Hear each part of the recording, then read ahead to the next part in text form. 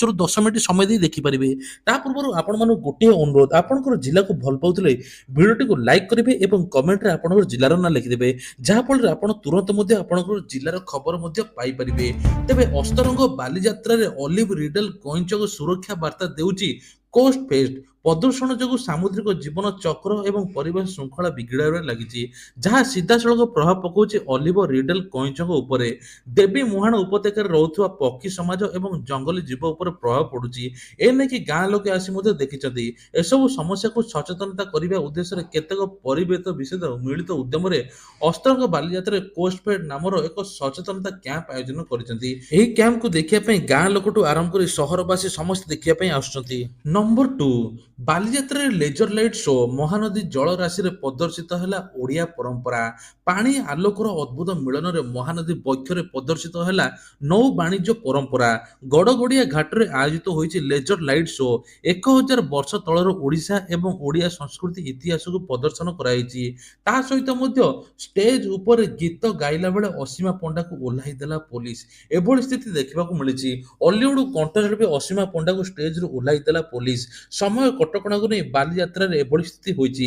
ରାତି 10ଟାରୁ ସାଂସ୍କୃତିକ କାର୍ଯ୍ୟକ୍ରମ ବନ୍ଦ ପାଇଁ ନିର୍ଦ୍ଦେଶ ଥିବାରୁ କମିଶନରେଟ ପୋଲିସ ପକ୍ଷରୁ କଣ୍ଠଶିଳ୍ପୀ ଅସୀମା ପଣ୍ଡାକୁ ଷ୍ଟେଜରୁ ଓହ୍ଲାଇ ଦେଇଥିଲା। ସୂଚନା ଅନୁସାରେ ଶନିବାର ଦିନ ବୈଷ୍ଣବ ପାଣି ନିକଟରେ ଷ୍ଟେଜରେ ରଙ୍ଗାରଙ୍ଗ କାର୍ଯ୍ୟକ୍ରମ ଚାଲିଥିଲା। ଏହି କାର୍ଯ୍ୟକ୍ରମରେ ସଙ୍ଗୀତ ପରିବେଷଣ କରୁଥିଲେ ଅସୀମା ପଣ୍ଡା। ତେବେ ରାତି 10ଟା ପରେ ବି ସାଉଣ୍ଡ ବନ୍ଦ ନ ହୋଇଥିବାରୁ କାର୍ଯ୍ୟାନୁଷ୍ଠାନ ନେଇଥିଲା ପୋଲିସ। ଅପରପକ୍ଷରେ ଅତିରିକ୍ତ ଜିଲ୍ଲାପାଳ ଶିବା ଟୋପ କହିଛନ୍ତି ଯେ କଟକ ବାଲିଯାତ୍ରା ନିୟମ ଅନୁସାରେ ସାଂସ୍କୃତିକ କାର୍ଯ୍ୟକ୍ରମ ପରିବେଷିତ ହୋଇଛି। ପୋଲିସ ପକ୍ଷରୁ ନିୟମାନୁସାରେ ପଦକ୍ଷେପ ନିଆଯାଇଛି। ତେଣୁ ଲୋକପ୍ରିୟ କଣ୍ଠଶିଳ୍ପୀ ହେଲେ ମଧ୍ୟ ସମସ୍ତଙ୍କ ପାଇଁ ନିୟମ ଗୋଟିଏ ପ୍ରକାର, କେହି ବାଦ ପଡ଼ିବେ ନାହିଁ। ଆସନ୍ତା 4ରୁ 5 ଦିନ ଭିତରେ ଆହୁରି ଖସିବ ପାରଦ। 2ରୁ 3 ଡିଗ୍ରୀ ତାପମାତ୍ରା ହ୍ରାସ ପାଇବ।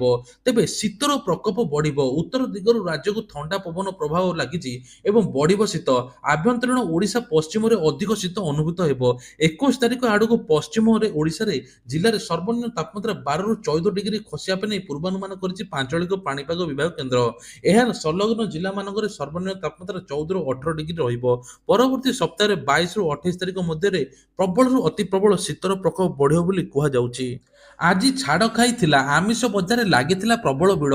ମାସେ ଧରି ଆମିଷ ନ ଖାଇଥିବା ଲୋକମାନେ ଆଜି ଆମିଷ ଖାଇଲେ। କାର୍ତ୍ତିକ ମାସରେ ଲୋକେ ଆମିଷ ଛାଡ଼ି କାର୍ତ୍ତିକ ବ୍ରତ ପାଳନ କରିଥିଲେ। ତେଣୁ ମାସକ ଭିତରେ ପାଟିରେ ମଧ୍ୟ ଆମିଷ ବାଜି ନଥିଲା। ସାଧାରଣତଃ ଲୋକ ଛାଡ଼ ଖାଇରେ ଆମିଷ ଚାହିଦା ଅନ୍ୟ ଦିନ ଅପେକ୍ଷା ଅଧିକ ରହିଥାଏ। ସକାଳୁ ସକାଳୁ ଆମିଷ ଦୋକାନରେ ଲାଗିଥିଲା ପ୍ରବଳ ଭିଡ଼, ଆଉ ପରିବା ଦୋକାନ ହୋଇଥିଲା ଖାଲି। ଏନେଇକି ଲୋକଙ୍କ ମଧ୍ୟରେ ଉତ୍ସାହ ମଧ୍ୟ ଭରି ରହିଥିଲା। ଓମଫେଡ୍ ପ୍ଲାଣ୍ଟରେ ଲାଗିବ ସିସିଟିଭି।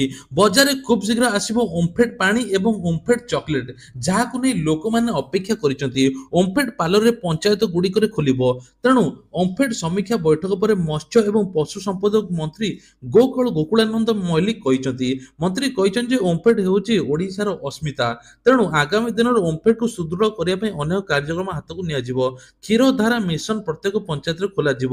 20ଟି କ୍ଷୀରଧାରା କେନ୍ଦ୍ରରେ ପଞ୍ଚାୟତରେ ଖୋଲିଛି, ପର୍ଯ୍ୟାୟକ୍ରମେ ଆହୁରି ଖୋଲିବ। ସେହିପରି ଓମଫେଡ୍ ବକେୟ କମୁଛି। 2 କୋଟି ବକେୟ ଥିବାବେଳେ 82 ଲକ୍ଷ ଆଦାୟ ହୋଇଛି। 7 ଦିନ ଭିତରେ ନଦେଲେ ଆକ୍ସନ ନିଆଯିବ ବୋଲି ମନ୍ତ୍ରୀ କହିଛନ୍ତି। ତେଣୁ ଶ୍ରୀମନ୍ଦିରକୁ 4 ଟନ୍ ଘିଅ ଯୋଗାଉଛି ଓମଫେଡ୍। ଆଗକୁ ରିହାତି ଦରରେ ଯୋଗାଇବ ଯୋଜନା କରିଛି। ଆଉ ଓମଫେଡ୍ ଆଗକୁ ପାଣି ଏବଂ ଚକୋଲେଟ୍ ଭଳି ବିଭିନ୍ନ ପ୍ରକାର ପ୍ରଡକ୍ଟ ଆଣିବ ବୋଲି କୁହାଯାଉଛି, ଯାହା ବଜାରରେ ବେଶ୍ ଚାହିଦା ହେବ। ରେଳ ମନ୍ତ୍ରାଳୟ ଯୋଜନା। ଓଡ଼ିଶାର ରେଳ ଧାରଣାରେ ଲାଗିବ କବଚ ସିଷ୍ଟମ। ଦୁର୍ଘଟଣାରୁ ସୁରକ୍ଷା ପାଇବେ ଯାତ୍ରୀ। ଏନେଇ ସରକାରଙ୍କ ତରଫରୁ ବଡ଼ ଘୋଷଣା। ଯଦି କବଚ ସିଷ୍ଟମ ପୂର୍ବରୁ ଲାଗିଥାନ୍ତା, ଯାତ୍ରୀଙ୍କ ଜୀବନ ସହଜରେ ବଞ୍ଚି ପାରିଥାନ୍ତା ବୋଲି ଲୋକଙ୍କ ମନରେ ପ୍ରଶ୍ନ ଉଠିଥିଲା। ଦେଶରେ ରେଳ ଲାଇନରେ କବଚ ପ୍ରଣାଳୀ ଲାଗୁ କରିବାକୁ ବିଭିନ୍ନ ମହଲରୁ ଦାବି ହୋଇଥିଲା। ତେବେ ଦେଶରେ ବିଭିନ୍ନ ସ୍ଥାନରେ ରେଳ ଦୁର୍ଘଟଣା ଘଟୁଥିବା ବେଳେ ରେଳ ବିଭାଗର କବଚ ବ୍ୟବସ୍ଥାକୁ ଦୁର୍ଘଟଣାକୁ ହ୍ରାସ କରିବାକୁ ସହାୟକ ହୋଇବ। ସେଥିପାଇଁ 2030 ସୁଦ୍ଧା ସମସ୍ତ ରେଳରେ ଟ୍ରାକ୍ ଏବଂ ସାଙ୍କେତିକ ପ୍ରମାଣ ଏବଂ ସାଙ୍କେତିକ ନିୟନ୍ତ୍ରଣ କକ୍ଷରେ କବଚ ସଂଯୋଗ ସମ୍ପୂର୍ଣ୍ଣ ସୃଷ୍ଟି କରିବ। ରେଳ ସୁରକ୍ଷାକୁ ମଜବୁତ କରିବା ପାଇଁ ଏଭଳି କବଚ ଲାଗିବ ବୋଲି କୁହାଯାଉଛି।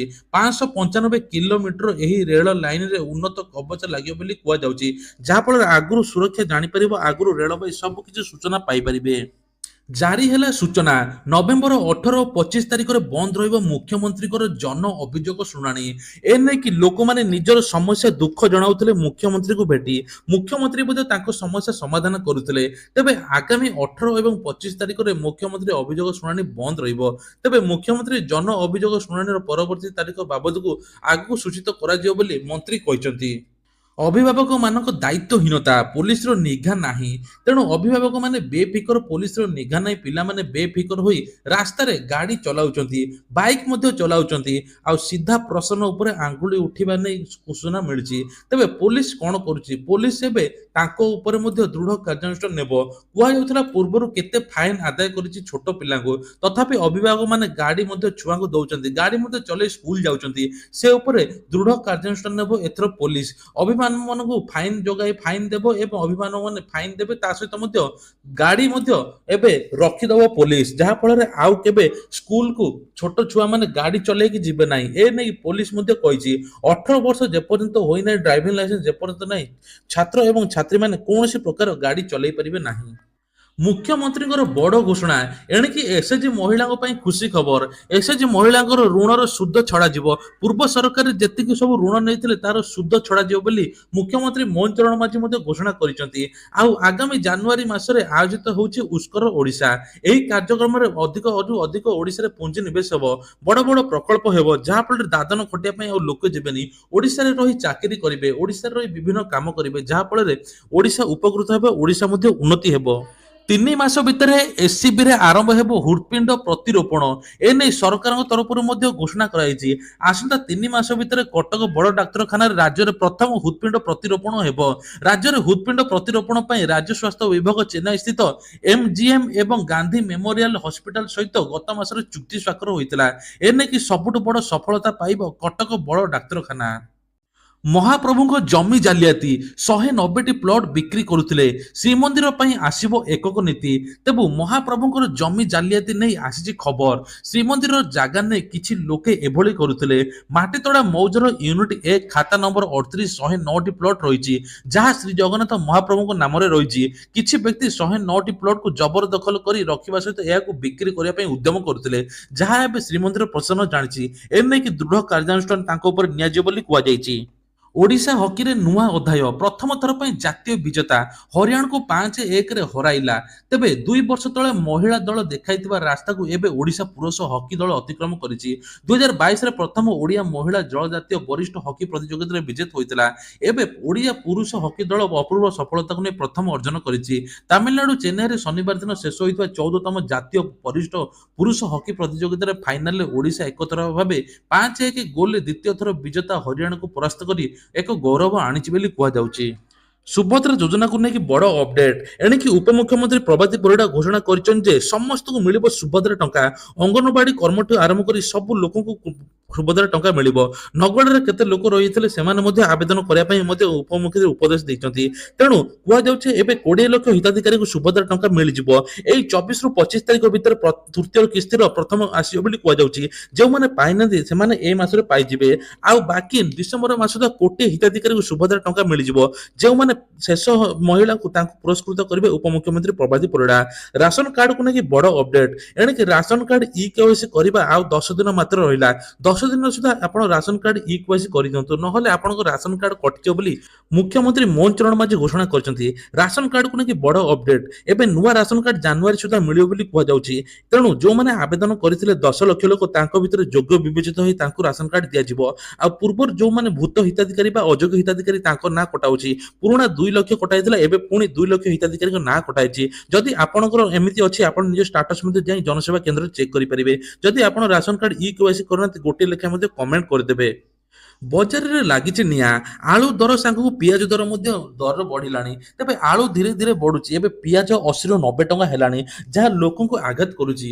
ଏବେ କୁହାଯାଉଛି ନାଫାଡରୁ ଆସିବ ପିଆଜ କିଲୋ 30 ଟଙ୍କା ବୋଲି ବିକ୍ରି ହେବ। ଆଳୁ ମିଶନ ନେଇ ସରକାର ଚିନ୍ତା କରିଥିଲେ। ଆଳୁ ବିହନ ମଧ୍ୟ ନଭେମ୍ବର ମାସରେ ପଡିଛି। ତେଣୁ ଚାଷୀମାନେ ଏଥର ଓଡ଼ିଶାରେ ଆଳୁ ଚାଷ କରିବେ, ଯାହାଫଳରେ ଅନ୍ୟ ଦେଶକୁ ଅନ୍ୟ ରାଜ୍ୟକୁ ଭରସା କରିପାରିବେ ନାହିଁ। ଏଥର ଆଳୁ ଓଡ଼ିଶାରେ ଚାଷ ହେବ, ଆଳୁ ରେଟ୍ ମଧ୍ୟ କମିବ। ତେଣୁ ପିଆଜ ମିଶନ ମଧ୍ୟ ସରକାର କହିଥିଲେ ଖୁବ୍ ଜଲ୍ଦି ପିଆଜ ଦର ମଧ୍ୟ କମିବ, ପିଆଜ ଚାଷ ମଧ୍ୟ ଓଡ଼ିଶାରେ ହେବ।